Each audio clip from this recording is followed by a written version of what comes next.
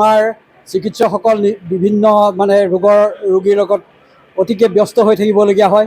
এই ব্যস্ততাৰ মাজতো আমাৰ চিকিৎসকসকলে এইবাৰ ধৰি যোৱা 3 বছৰ ধৰি এই শিৱসাগৰত অলপ আমাৰ যিটো বাপুতিসাহোন বহাগৰ বিহু, এই বিহুটোক অকণমান শ্ৰদ্ধা জনাবৰ উদ্দেশ্যে আমাৰ চিকিৎসকসকল, কৰ্মচাৰী, চিকিৎসক আমাৰ সকলোৱে মিলি এই বিহুটো উদযাপন কৰিছে।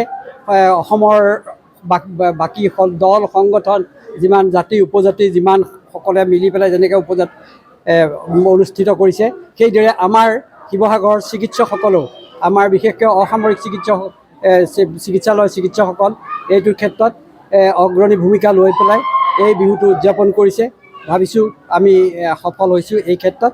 আৰু আমাৰ অধীক্ষক সাধন বৰা আৰু ডক্টৰ ৰাজীৱ পাংগিং আৰু ঋত্বিক ডেপুটি ছুপাৰিণ্টেণ্ডেণ্ট তেখেতসকলৰ অহোপুৰুষাৰ্থ চেষ্টাৰ বলত এই আমাৰ বিহুটো কৰিবলৈ আমি সক্ষম হৈছোঁ।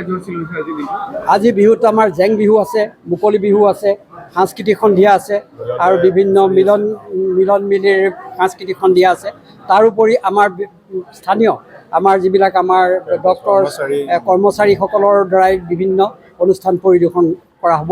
আৰু আমাৰ এই ওচৰ চুবুৰীয়া ৰাইজ, এই আমাৰ চিভিল হস্পিটেলৰ প্ৰাংগণৰ যিখিনি ওচৰ চুবুৰীয়া ৰাইজ, সেইসকলক আমাক যথেষ্ট সহযোগিতা কৰিছে। তাৰ বাবে সমূহ ৰাইজলৈ মই বিশেষভাৱে ধন্যবাদ জ্ঞাপন কৰিছোঁ।